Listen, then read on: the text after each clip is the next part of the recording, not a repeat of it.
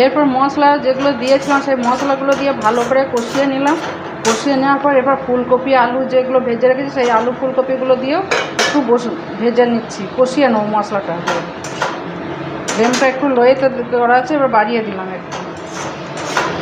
আর অল্প একটু চিনি দিয়েছি, চিনি একটু না দিলে আমাদের বেশ ভালো লাগে না। আর স্বাদ মতো নুন, যেহেতু ফুলকপি আলুটা ভেজেছি একটু নুন দিয়ে, সেই জন্য নুন দেওয়া আছে, অল্প একটু নুন দিয়েছি।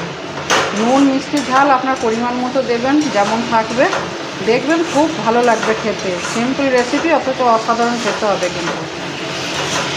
এরপর ভালো করে কষিয়ে নিয়ে এরপর নুন মিষ্টিটা দিয়ে দিচ্ছি।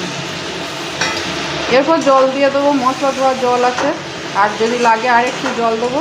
আমার রান্না বা রেসিপি যদি ভালো লেগে থাকে, আপনারা নতুন কেউ থাকলে সাবস্ক্রাইব করবেন, আর যাদের সাবস্ক্রাইব করা আছে তারা যেন রেসিপিটি দেখবেন, দেখে এইভাবেই তৈরি করবেন, দেখবেন ভালোই লাগবে খেতে।